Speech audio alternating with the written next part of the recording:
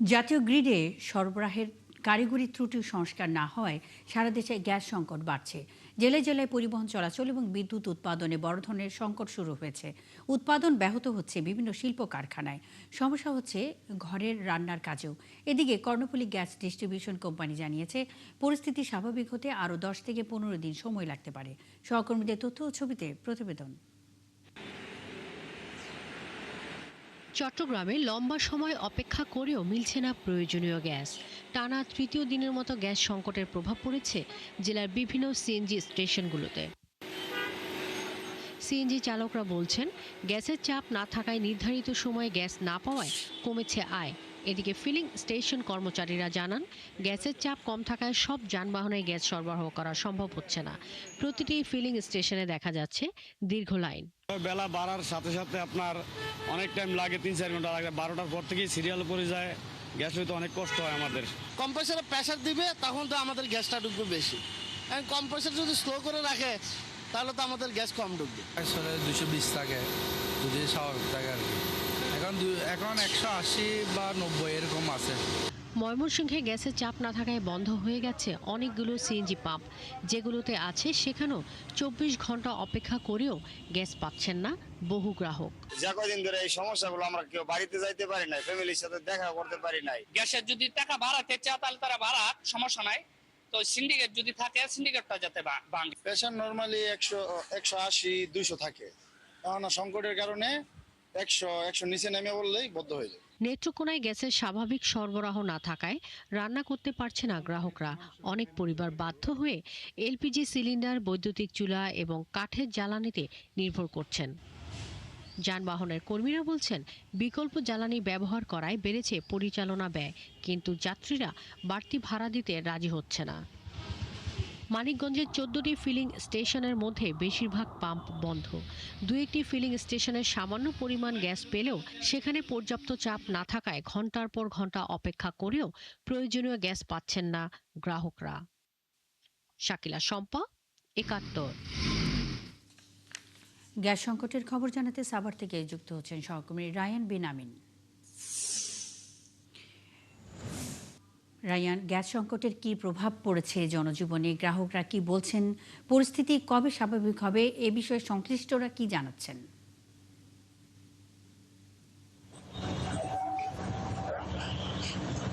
মুন্নি, সারা দেশের মতো সাভারেও কিন্তু গ্যাস সংকট প্রকট। বিশেষ করে আমি সাভার পৌরসভার গ্যান্ডা একটি ফিলিং স্টেশনে আছি, সিএনজি স্টেশন। আমি যদি এই চিত্রটা একটু দেখাই, যে এখানকার যে গাড়িগুলো আছে গ্যাসের লাইন লাইনে, এই গাড়িগুলো এক একটি ফজরের সময় বা ফজরের আগে এসেছে এবং সেই গাড়িগুলো এখনো পর্যন্ত গ্যাস পাচ্ছে না। মধ্যরাতে যে গাড়িগুলো এসেছিল সেই গাড়িগুলো এখন গ্যাস নিচ্ছে। মানে এক একটা গাড়িকে গ্যাস পেতে প্রায় 4 থেকে 5 ঘন্টা সময় পর্যন্ত অপেক্ষা করতে হচ্ছে। এর মধ্যে আবার কিছু কিছু সিএনজি স্টেশন বন্ধ হয়ে গেছে সাভারে গ্যাস সংকটের কারণে। বিশেষ করে আমিনবাজারে গতকালকার 4টি সিএনজি স্টেশনের মধ্যে 3টি বন্ধ। একটি সিএনজি স্টেশনে শুধুমাত্র গ্যাস দিতে সাভারে পৌরসভার মধ্যে 3টি সিএনজি স্টেশন আছে, তার মধ্যে শুধুমাত্র এই স্টেশনটা একটু গ্যাসের প্রেশার ভালো, যার কারণে এখানে গাড়ির প্রচুর ভিড় করছে। এবং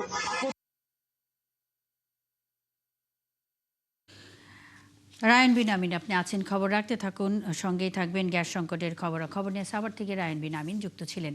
দক্ষিণ আফ্রিকায় আগুনে পুড়ে নিহতদের পরিবারে চলছে শোক।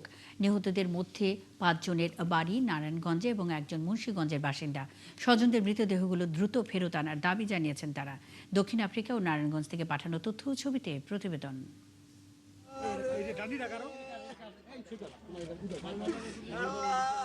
নারায়ণগঞ্জের আলিরটেকের ক্রোকেরচর গ্রাম জুড়ে চলছে শোকের মাতম। দক্ষিণ আফ্রিকার কুইন্সটাউনে একটি দোকানে আগুনে পুড়ে মারা গেছেন এই গ্রামেরই 3 সন্তান আপন, ফাহিম ও নূর মোহাম্মদ। 29 বছরের ছেলে ফাহিমের মৃত্যুর খবর পেয়ে কান্না থামছে না তার বাবা আলী মিয়ার। পরিবারের অন্য সদস্যদের সাথে স্বজন এবং এলাকাবাসীও হতবাক ফাহিমের মৃত্যুর খবরে। কালকা পোলার লগে কথা কইছি, পোলার এমন বড় বড় দাড়ি, 5 ওয়াক্ত নামাজ পড়ে, আবার তাহাজ্জুদ নামাজ পড়ে, আবার রোজা। কালকে সোমবার গেছে কাল সোমবার রোজা। আমি কি রে বাবা খাওয়া দাওয়া করছ? কয় না আবু রোজা রাখছে। আমি কই কোন রোজা? কয় আবু আমি সপ্তাহ দিবার সোমবারে আর বৃহস্পতিবার রোজা রাখি, আর তাহাজ্জুদ নামাজ শুদ্ধ পড়ি। এমন বুইরা বুইরা দাঁড়িয়ে আমার পোলারা দেওয়া ধরতে মরবো আমরা। এই পোলারা এই ৩ জন ছাড়াও আগুনে পুড়ে মারা গেছেন তৈলখিরা চরের ফয়সাল, ফতুল্লার বক্তাবলী ইউনিয়নের কানাইনগরের শাহিন এবং মুন্সিগঞ্জের মীরকাদিম পৌরসভার রাজিক। তাদের বাড়িতেও নেমে এসেছে শোকের ছায়া। আমার বাগিনা থাকে, আর ওর সাথে আরো লোক আছে এখানের, আর এই গ্রামের আরো 4 জন আছে, একসাথে চাকরি করে। দোকানে রাত্রে আগুন লাগে, রাতে 3টা 3:30 বাজে। কিভাবে লাগবে এখন আমরা পুরোপুরি বলতে পারি না। 7 জনের ভিতরে একজন বের হয়ে গেছে, 6 জন আটকা পড়ে রয়েছে। পাশের দোকানদার এরা অনেক চেষ্টা করছে, তালা তোলা ভাঙছিল, কিন্তু বের হইতে পারেনি। সাউথ আফ্রিকার মধ্যে প্রায় সন্ত্রাসী হামলা হয়, ঠিক আছে, কিন্তু এটা ভিতর থেকে আগুন লাগছে নাকি সন্ত্রাসী হামলা হয়েছে এটা আমরা বলতে পারতেছি না। নিহতদের স্বজনরা জানান, মঙ্গলবার স্থানীয় সময় ভোর 3টার দিকে কুইন্সটাউনের ওই দোকানে আগুন লাগে। এ সময় দোকানের ভেতরে ঘুমিয়েছিলেন 7 জন। একজন বের হতে পারলেও বাকি 6 জনই সেখানে প্রাণ হারান। দগ্ধ আরেকজনকে স্থানীয় হাসপাতালে ভর্তি করা হয়েছে। কুইন্সটাউনে আগুনে হতাহতের ঘটনায় সেখানে প্রবাসী বাংলাদেশি কমিউনিটি ও স্থানীয়দের মধ্যেও শোকের ছায়া নেমে এসেছে। দুর্ঘটনার কারণ এবং ঘটনার সঙ্গে সংশ্লিষ্ট বিষয়গুলো তদন্ত করছে স্থানীয় কর্তৃপক্ষ। মনিরা কাজুরি, ৭১। দক্ষিণ আফ্রিকায় আগুনে পুড়ে নিহতদের বাড়িতে চলছে শোকের মাতম। নারায়ণগঞ্জ থেকে আরো জানাচ্ছেন সহকর্মী হাবিবুর রহমান। হাবিব, কি বলছেন নিহতের পরিবারের লোকজন? মরদেহ বাংলাদেশে আনার প্রক্রিয়া নিয়ে কিছু জানতে পেরেছেন কিনা?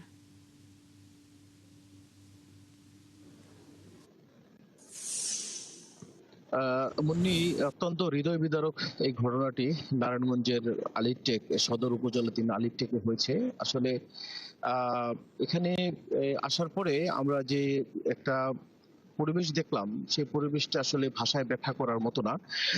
পাশাপাশি আপনি যেটা বললেন যে কোনো বিষয় যেটা প্রশাসন থেকে আমরা যেটা জানতে পেরেছি, জেলা প্রশাসন গতকালকে আমাদেরকে জানিয়েছে যে তারা লাশ ডেড বডি আনার জন্য সংশ্লিষ্ট মন্ত্রণালয় সহ, প্রবাসী কল্যাণ মন্ত্রণালয় সহ এবং দূতাবাসগুলোতে যোগাযোগ অব্যাহত রেখেছে।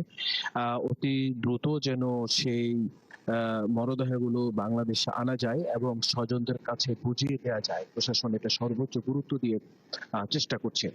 পাশাপাশি তারা প্রত্যেকটা সব পরিবারের প্রতি খোঁজখবর রাখছেন এবং সন্তুষ্ট পরিবারের প্রতি তাদের সমবেদনা জ্ঞাপন করছেন। এটা গতকাল পর্যন্ত জেলা প্রশাসন সূত্রে আমাদেরকে জানিয়েছেন। তো এখন পর্যন্ত মনে যে বিষয়টা হয়েছে যে এই ঘটনার পেছনে কেন ঘটেছে এই সঠিক কারণ কিন্তু আমরা জানতে পারিনি। বিভিন্ন সূত্র বিভিন্ন ধরনের কথা বলছে। তো তদন্ত করে হয়তো পরবর্তীতে বিস্তারিত আরো জানা যাবে। কিন্তু এই যে ঘটনাটা নারায়ণগঞ্জে ঘটছে, আসলে আমরা এদের সাথে কথা বলে, পরিবারের সদস্যের সাথে কথা বলে যেটা বুঝতে পারলাম যে ওখানে হয়তো স্থানীয় কোনো গ্রুপের সাথে অথবা স্থানীয় কারোর সাথে তাদের একটু কোনো সমস্যা ছিল, যার ফলশ্রুতি দুর্ঘটনা ঘটার একটা কারণ থাকতে পারে প্রাথমিকভাবে আমরা জানতে পেরেছি। তো বাংলাদেশ সরকারের পক্ষ থেকে ইউনো, নারায়ণগঞ্জ সদরের যে ইউনো আছে ফয়েজ আহমেদ, তিনি আমাদেরকে বলছেন যে তারা সর্বোচ্চ চেষ্টা দিয়ে জানার চেষ্টা করছে ঘটনার পিছনে কি আছে। তারা এটা খতিয়ে দেখছে এবং প্রত্যেকটা পরিবারকে যাতে ক্ষতিপূরণের আওতায় আনা যায় এবং তাদেরকে ছেড়ে দেওয়া যায়, সেই জন্য তারা চেষ্টা করছে। মনে ছিল নারায়ণগঞ্জ থেকে আমার কাছে। হাবিবুর রহমান, আপনি খবর রাখতে থাকবেন, নিশ্চয়ই এই বিষয়ে আরও জানবো পরবর্তী সংবাদ সংযোগে।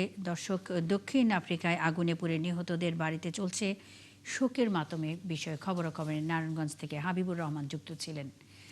হবিগঞ্জে জাতীয় নাগরিক পার্টি এনসিপির সমাবেশ শেষে ধাওয়া পাল্টা ধাওয়া ও ইটপাটকেল নিক্ষেপের ঘটনা ঘটেছে। এ সময় সাংবাদিক সহ কমপক্ষে 15 জন আহত হয়েছেন। এনসিপির দাবি, মঙ্গলবার সন্ধ্যায় সমাবেশ শেষে সার্কিট হাউসে ফেরার পথে তাদের ওপর ছাত্রদল হামলা করে। অন্যদিকে ছাত্রদল বলেছে, বিএনপি নেতৃবৃন্দ নিয়ে এনসিপি নেতারা নেতিবাচক মন্তব্য করায় সাধারণ মানুষ এই হামলা চালায়। শাকিল চৌধুরী তথ্য ছবিতে প্রতিবেদন। মঙ্গলবার সন্ধ্যায় হবিগঞ্জ শহরের থানার মোড় এলাকায় হঠাৎই সংঘর্ষে জড়ায় এনসিপি ও ছাত্রদল কর্মীরা। এ সময় ধাওয়া পাল্টা ধাওয়া ও ইট পাটকেল নিক্ষেপ হয়। এর আগে দুপুরে জুলাই পদযাত্রা উপলক্ষে প্রথমে আজমেরীগঞ্জ উপজেলার শহীদ প্রাঙ্গণে সমাবেশ করেন এনসিপি নেতাকর্মীরা। এরপর সন্ধ্যায় শহরের সাইফুর রহমান টাউন হলের সামনে সমাবেশ হয়। এনসিপির অভিযোগ, কেন্দ্রীয় নেতা নাসিরউদ্দিন পাটোয়ারি ও সার্জিস আলম সহ অন্যান্যরা সার্কিট হাউসে ফেরার পথে থানার মোড় এলাকায় তাদের উপর হামলা করে ছাত্রদল নেতাকর্মীরা। এ সময় কেন্দ্রীয় নেতাদের স্থানীয় সোনালী ব্যাংকে অবরুদ্ধ করে রাখে বলেও দাবি করেন তারা। বলুক যে তারা এভাবে সন্ত্রাসী পালবে, এভাবে দমন করবে, আরেকটা স্বৈরাচার কায়েম করবে, তাহলে আমাদের যা করে আমরা তাই করব, কিন্তু তারা রক্ত নিক, জীবন নিক, কোনো সন্ত্রাসী এই বাংলাদেশের কায়েম হইতে দেওয়া হবে না। এই হবিগঞ্জ কারো বাপের না, এই হবিগঞ্জ কারো বাপের না। আমরা রাজনীতি করি আমরা সমালোচনা করব, তারা কথার উত্তর কথাই। অন্যদিকে ছাত্রদলের নেতাকর্মীদের অভিযোগ, বিএনপি নেতাদের নিয়ে বিভিন্ন নেতিবাচক মন্তব্যের কারণেই সাধারণ মানুষ এই হামলা চালায়। এতে ছাত্রদলের কেউ জড়িত নন বলেও দাবি করেন তারা।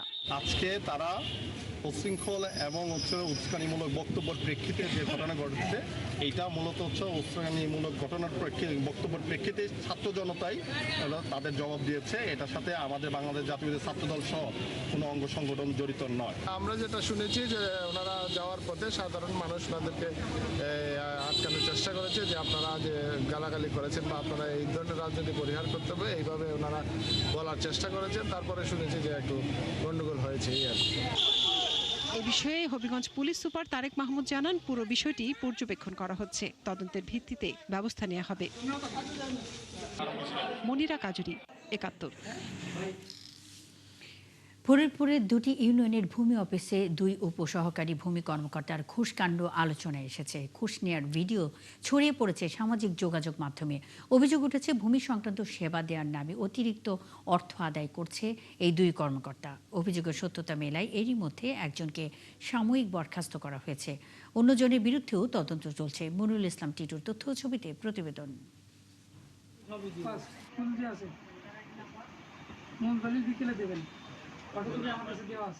ফরিদপুরের বোয়ালমারী উপজেলার সাতর ইউনিয়ন ভূমি উপসহকারী কর্মকর্তা ইমরান শেখের ভিডিও ধারণ করা হয় গোপন ক্যামেরায়। ভিডিওতে দেখা যায় কাজের সময় ঘুষের টাকা গুনে গুনে রাখছেন তিনি। গত ২৬শে জুলাই এই ভিডিও ভাইরাল হলে এলাকায় চাঞ্চল্যের সৃষ্টি হয়। আর ওই দিনই জেলা প্রশাসকের কার্যালয়ের এক অফিস আদেশে তাকে সাময়িকভাবে বরখাস্ত করা হয়।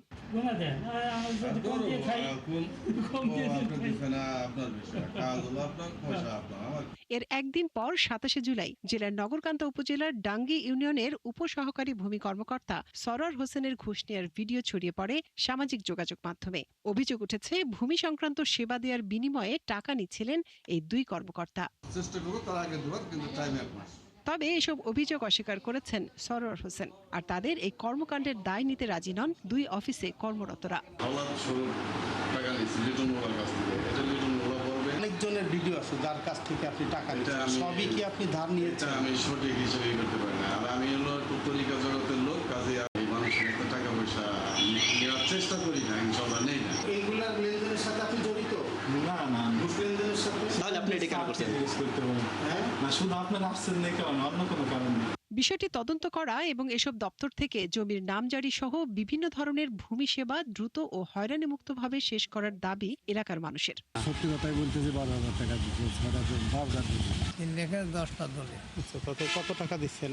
5,000 দিয়ে আছে। এদিকে অভিযোগের সত্যতা মেলায় সাতর ইউনিয়ন ভূমি উপসহকারী কর্মকর্তাকে সাময়িকভাবে বরখাস্ত করেছে উপজেলা প্রশাসন। অন্যজনের বিরুদ্ধে তদন্ত চলছে, তাকে কারণ দর্শানোর নোটিশ দেওয়া হয়েছে। প্রাথমিকভাবে এটা সত্যতা প্রমাণিত হয়, আমাদের জেলা প্রশাসক স্যার তাকে বহিষ্কার করেছেন, সাময়িক বহিষ্কার, এবং তার বিভাগীয় মামলা চালু হয়েছে। তদন্ত চলমান আছে এবং জেলা প্রশাসক মহোদয় বরাবর আমরা একটি প্রতিবেদন প্রেরণ করেছি। প্রান্তিক পর্যায়ে ঝামেলামুক্ত ভূমি সেবা নিশ্চিত করতে ঊর্ধ্বতন কর্মকর্তাদের তদারকি বাড়ানোর দাবি জানিয়েছেন ভূমি সেবা প্রত্যাশীরা।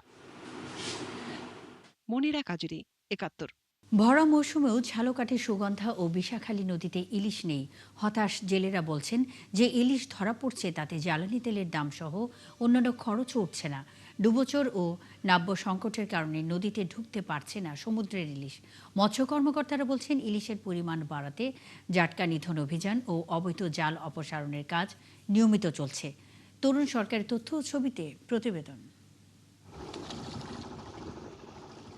ভরা মৌসুম, তবু ইলিশ মিলছে না ঝালকাঠির সুগন্ধা ও বিষখালী নদীতে। প্রতিদিন 2 বেলা জাল ফেলেও কাঙ্ক্ষিত ইলিশ না পেয়ে হতাশ জেলে। 2-1 জালে কিছু ইলিশ ধরা পড়লেও তা দিয়ে জ্বালানি তেলের দাম সহ অন্যান্য খরচও উঠছে না। জেলেরা জানান, কয়েক বছর আগেও এ 2 নদীতে জেলেদের জালে ঝাঁকে ঝাঁকে ইলিশ ধরা পড়ত। নদীতে ডুবোচর ও নাব্য সংকটের কারণে সুগন্ধা ও বিষখালী নদীতে ইলিশের এমন আকাল, যার প্রভাব পড়েছে বাজারেও।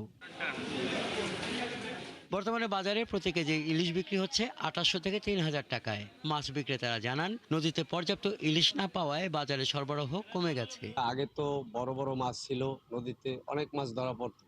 এখন দুই একটা ঝাটকা মাছ ধরা পড়ে এবং দুই একটা পাঙ্গাসের বাচ্চা পায়, ওই মাছ টোটালে নাই বলতেই চল। কারণ হইলে মাছের বৃষ্টি মারিয়ে ফেলায়, আর আমাকে ওই নদীর মুখ ভরে গেছে, এই কারণে মাছ ঢুকতে পারে না, পানি খুবই কম। ইলিশ মাছ হচ্ছে গভীর জলের মাছ। ইলিশ মাছ ধরতে হইলে মনে করেন 80-90 পানি লাগবে, এই জায়গায় পানি আছে গাঙ্গে 30, কয়দিন কত সর পড়বে। 4-5 কেজি ইলিশ মাছ বিক্রি হয় আপনার বাজারে 850, 900, 750 এইরকমের অ্যাভেলেবেল মাছ আর কি ঢোকে না। যখন মাছ অ্যাভেলেবেল ঢোকে ইনশাআল্লাহ দাম জেলা মৎস্য কর্মকর্তারা জানান, ইলিশের প্রাচুর্য ফেরাতে জাটকা ও মা ইলিশ সংরক্ষণ অভিযান এবং মোবাইল কোর্টের মাধ্যমে অবৈধ জাল অপসারণ হচ্ছে। ইলিশ মাছকে আসলে রক্ষা করার জন্য আমাদের সরকার মা ইলিশ সংরক্ষণ অভিযান, জাটকা সংরক্ষণ অভিযান সহ বিভিন্ন অবৈধ জাল আমরা আসলে এই অভিযান এবং মোবাইল কোর্টের মাধ্যমে এগুলো অবসান করার চেষ্টা করতেছি, যাতে করে ইলিশ মাছ আপনার আগে যে প্রচুর পরিমাণে পাওয়া যেত সেটা যেন ফিরিয়ে আনা যায়। ঝালকাঠিতে নিবন্ধিত জেলে রয়েছে 7218 জন, তবে নিবন্ধনের বাইরেও রয়েছে আরও 3000-এরও বেশি জেলে। হাসান আহমেদ, 71। ভরা মৌসুমে মিলছে না ইলিশ, ঝালকাঠি থেকে আরও জানাচ্ছেন সহকর্মী তরুণ সরকার। তরুণ, সুগন্ধা ও বিষখালী নদীতে ইলিশ ধরা পড়ছে না, কি বলছেন জেলেরা? এ নিয়ে মৎস্য কর্মকর্তারা কি বলছেন? মুন্নি, এখন কিন্তু ইলিশের ভরা মৌসুম, কিন্তু এই মৌসুমে ঝালকাঠির যে সুগন্ধা এবং বিষখালী এই নদীতে ইলিশ কিন্তু পাচ্ছে না জেলেরা। জেলেরা যেটি জানিয়েছেন যে এই এখানকার যে নদী রয়েছে সুগন্ধা এবং বিষখালী, এই সুগন্ধা এবং বিষখালী নদীর যে নাব্যতা, সেই নাব্যতা কিন্তু অনেকটাই হ্রাস পেয়েছে এবং এই নদী দুটির মধ্যে কিন্তু অসংখ্য ডুবোচর সৃষ্টি হয়েছে, যে কারণে যে ইলিশ যে গভীর যে পানির মাছ, সেই গভীর পানির পাচ্ছে না, যে কারণে এই নদীতে কিন্তু সেই ইলিশ আসতেছে না, যে কারণে এই এখানকার যে জেলে রয়েছে তারাও ইলিশটা পাচ্ছে না।